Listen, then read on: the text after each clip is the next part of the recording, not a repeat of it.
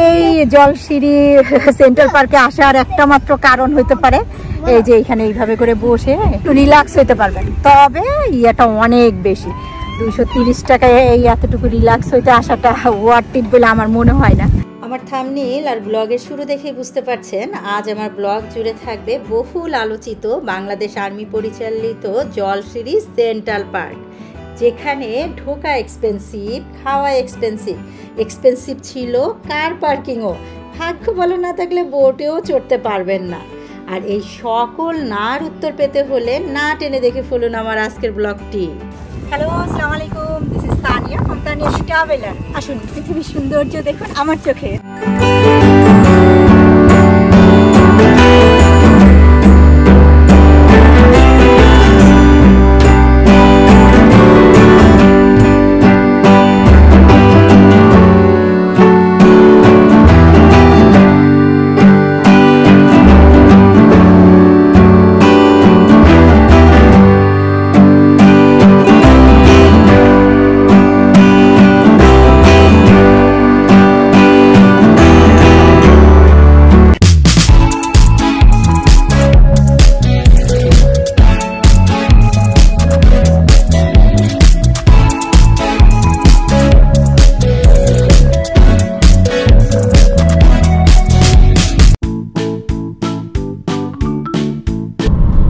আজ 11 মে 2024 শনিবার। বারটা খুব ইম্পর্টেন্ট বিকজ আমরা যাচ্ছি জলসিঁড়ি সেন্ট্রাল পার্ক। এটা হচ্ছে আর্মিদের তত্ত্বাবধানে। সো বারটা কেন ইম্পর্টেন্ট সেইটা আস্তে আস্তে আমার ব্লগ দেখলেই বুঝতে পারবেন। এখন বাজে হচ্ছে 2:12। আমরা যদিও বসুন্ধরার থেকে রওনা দিয়েছি, সো আমাদের খুব কাছে। আমরা এখন আছি 300 ফিটে। এর আগে একদিন কিন্তু আমরা 100 ফিট দিয়ে রওনা দিয়েছিলাম। দেখেন, আমরা যেহেতু বসুন্ধরা থেকে যাচ্ছি, এটা আমাদের খুব কাছে হবে এবং আমরা 100 ফিট দিয়ে যাচ্ছি। বাট আপনারা কিন্তু আসতে পারবেন পূর্বাচল দিয়ে 300 ফিট দিয়ে এসে তারপরে ওখানে হচ্ছে একটা বাস স্ট্যান্ড আছে, জলসিঁড়ি বাস স্ট্যান্ড। ওখানে নেমে রাস্তা ক্রস করে জাস্ট ওখানে সিএনজি পেয়ে যাবেন, অটো সিএনজি। ওইটা রিজার্ভ করে অথবা পার্সোনাল হিসাবে টাকা দিয়ে চলে যেতে পারবেন জলসিঁড়ি সেন্ট্রাল পার্ক। 300 ফিট থেকে নামার পরে রাস্তার অবস্থা খুবই খারাপ। 100 ফিটের ওদিক দিয়েও রাস্তার অবস্থা কিন্তু প্রচুর খারাপ ছিল।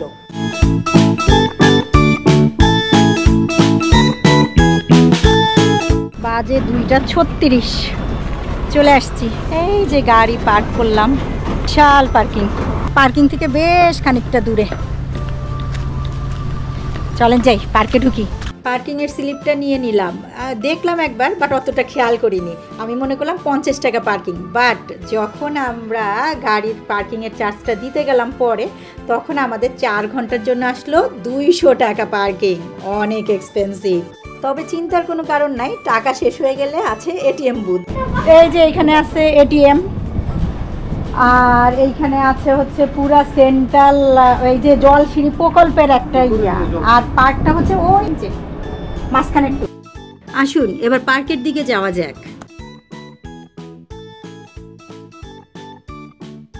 টিকিট কাটি আগে।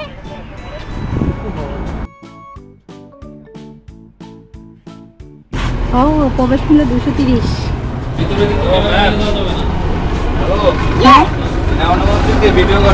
সো এই পর্যন্তই ছিল আমাদের ভিডিও। এরপরে আমরা জাস্ট শর্টসের মতো করে কিছু ভিডিও করেছি আপনাদের দেখানোর জন্য। তবে এখানে ড্রোন, ক্যামেরা যে কোনো কিছুই নেওয়া নিষেধ, শুধু স্টিল ছবি তুলতে পারবেন। গেট দিয়ে ঢুকেই কিছু স্ট্রাকচারের নিচ দিয়ে পানি দেখে, তার ভিতরে রঙিন মাছ দেখে রাহা বেশ খুশি হয়ে গেল। তারপরে আমরা হাতের ডান দিক থেকে শুরু করলাম আমাদের হাঁটা। প্রথমেই চোখে পড়লো সবুজে ঘেরা একটা ছাউনি মতো, বেশ সুন্দর ছিল। লেকের ধার ঘেঁষে ঘেঁষে আমরা শুরু করলাম ঘোরাঘুরি।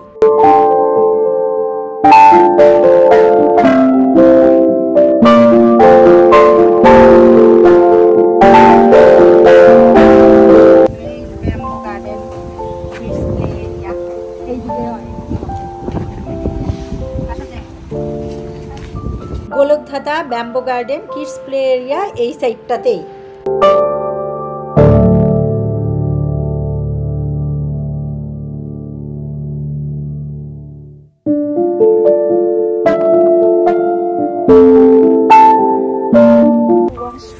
আর এই ওয়াশরুমের সামনেই ভেঙে পড়ে আছে জল সিঁড়ি সেন্ট্রাল পার্ক লেখা যে স্থাপনাটা ছিল সেইটি। কোথায় যাও? ও এখানে বসবে। এই যে মেজ, চলো রাহা মেজে ঢুকবা। বেশ বড় এবং চমৎকার একটা ভুলভুলাইয়ায় মা মেয়ে দুইজন বেশ খানিকটা মজা করে নিলাম।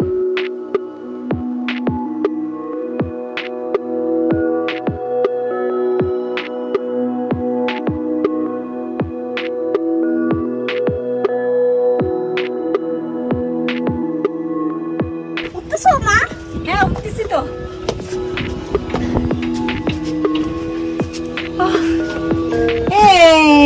আমরা মেইসে আসতে পারছি কমপ্লিট। রাহা ওই পাশে দেখো লুডো আছে, লুডো ওই দেখো লুডো।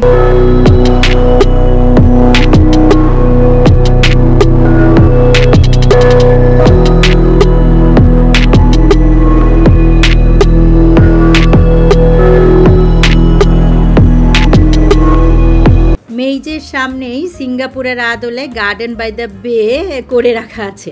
তার সামনেই আছে একটা গ্রিন জোন। গ্রিন জোন মানে ডানে বামে করে একটা সুড়ঙ্গ মতো, বেশ সুন্দর। চলেন দেখেন আমার সাথে।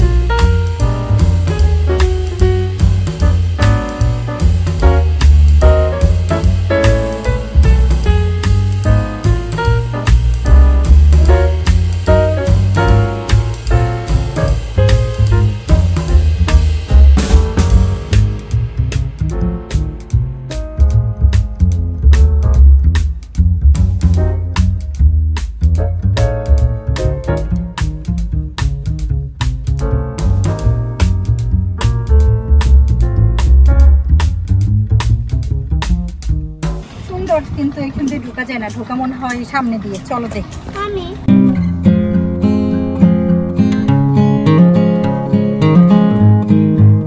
হবিট হল কিন্তু বন্ধ।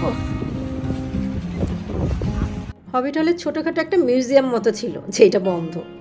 চলে আসলাম পার্কে। এখানে অনেক রাইড আছে এবং এইটা হচ্ছে রাহার সমান বেবিদের জন্য সবচেয়ে সুন্দর জায়গা। ভালোই লাগে, বিশেষ করে বিকালবেলা প্রচুর মানুষ ছিল।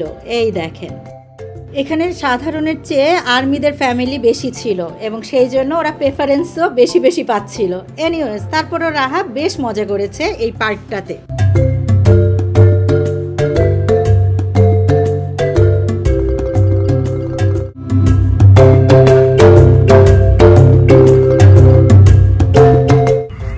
বছরের উপরে ওঠা নিষেধ। এই যে বাচ্চা হাঁটতেছে আর তার বাপ দোল খাচ্ছে।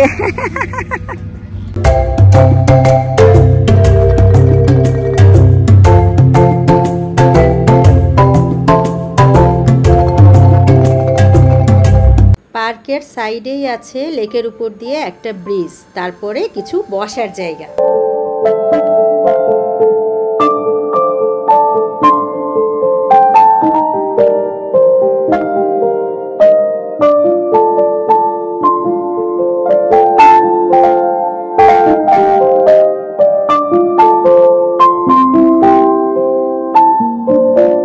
পার্কের এই সাইডটাই আছে মুক্ত মঞ্চ। এইটা একদম শেষের দিকে। এরপরে জাস্ট বোটের একটা জায়গা আর রেস্টুরেন্টটা আছে। চলেন দেখেন।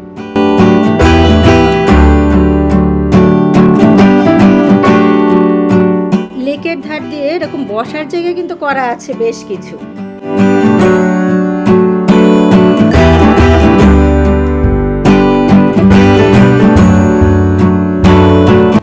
একটা ফোয়ারা চলতেছে, না চলে কিনা জানি না, সন্ধ্যায় টন্ধ্যায় চলতে পারে হয়তো বা।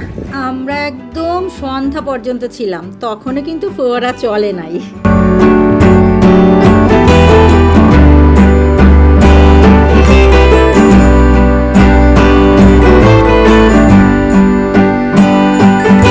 পুরো পার্কটি ঘুরে আমার যেটা মনে হয়েছে, রাহা কিন্তু বেশ এনজয় করেছে। সো রাহার মতো বেবি থাকলে এই পার্কটা মোটামুটি ওয়ার্থ ইট। তবে অনেক এক্সপেন্সিভ এবং যাওয়ার খরচও অনেক বেশি লাগবে আপনাদের জন্য। আচ্ছা দেখেন, আমার অভিমতটা শোনেন।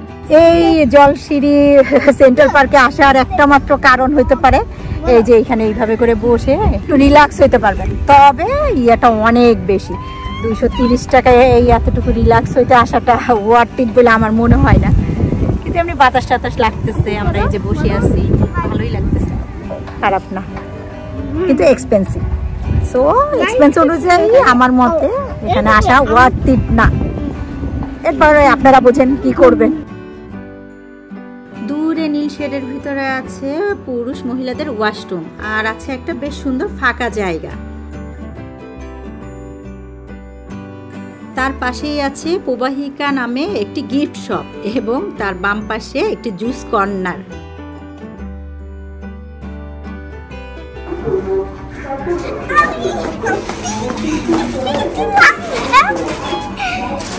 শপে কিন্তু প্রাইস রিজনেবল ছিল। 390 টাকা দিয়ে রাহা কিনে নিয়েছিল একটা বাবুই পাখির বাসা আর একটা পুতুল। বেশ খানিকটা ঘুরে ঘুরে আমরা পার্কটা দেখেছি। কিছু জায়গা আছে বেশ ফটোজেনিক, আপনারাও দেখেন আমার সাথে। To the city streets, we began to feel the fire. We rise like tall buildings as the chemicals they take us higher.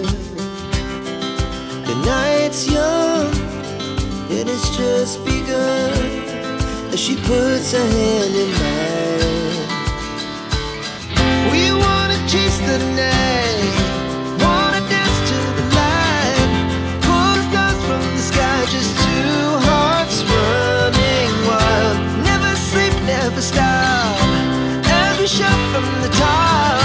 We're gonna be two hearts running wild. যাচ্ছি রেস্টুরেন্টের দিকে, ওখানে গিয়ে খাবারের দাম দেখে ঘুরে গেল মাথা, তবুও খেয়ে নিলাম কিছু।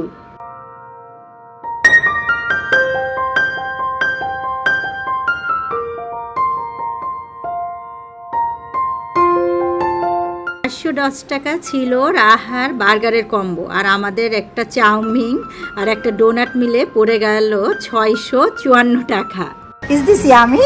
Yeah, look.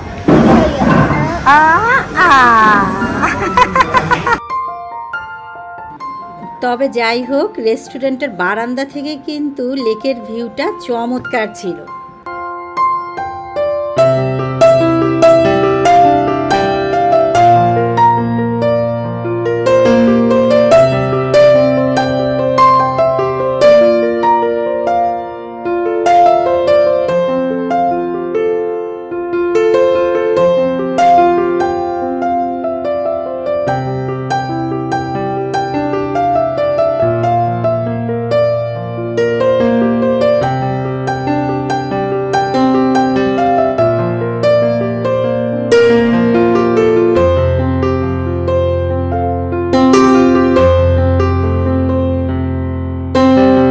রেস্টুরেন্ট থেকে বের হয়ে যাচ্ছি বোট ঘাটে, বোটে চড়বো বলে।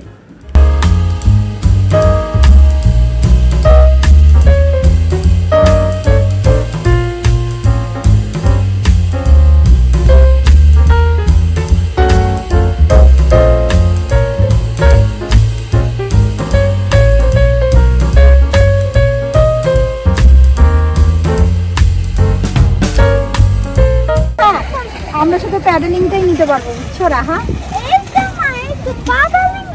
এইটাই তো প্যাডেলিং পার্ক, ওই যে প্যাডেল দিয়ে চালাইতে হবে। আচ্ছা চলো চলো। টাকা পয়সা হিসাব করে বোটে চড়তে চাইলেও লাভ হলো না, কারণ এইটাই ছিল তাদের লাস্ট ট্রিপ। এরপরে বোটগুলো ঘাটে বাঁধা অবস্থায় দেখলাম আমরা, উঠতে পারলাম না, বিকজ এই যে বড় বোটগুলাই আর্মি পার্সনদের ফ্যামিলিগুলা চলছিল। সো ছোট বোটগুলা আর আজকের জন্য চলবে না, এটাই আমাদের ইনফরমেশন দিল।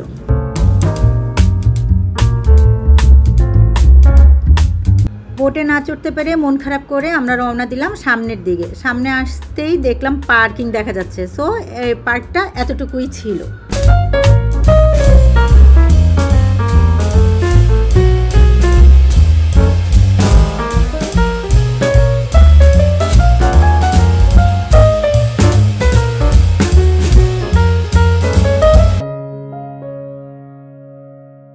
আগত সম্মানিত দর্শনার্থীদের অবগতির জন্য জানানো যাচ্ছে যে আমাদের পার্ক সন্ধ্যা 18:25 ঘটিকায় বন্ধ হয়ে যাবে।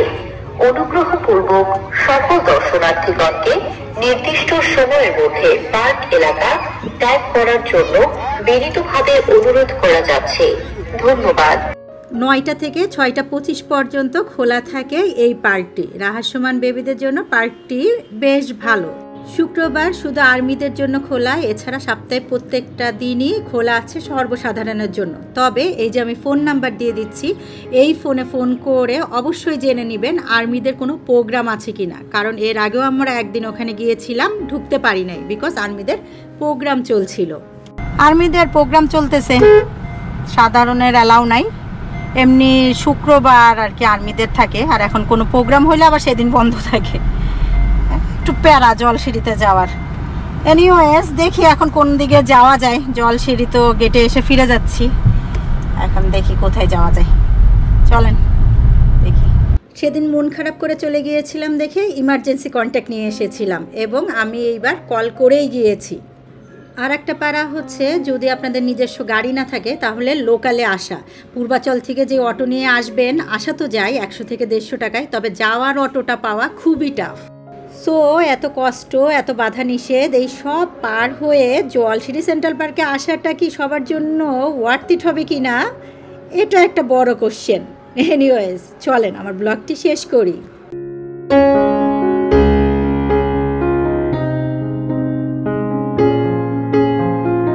চলে যাচ্ছি জলসিঁড়ি থেকে। পুরোটা দেখলেন আমার সাথে, ভালো লাগলে লাইক শেয়ার করেন, সাবস্ক্রাইব করেন, সাথে থাকেন। আল্লাহ হাফেজ।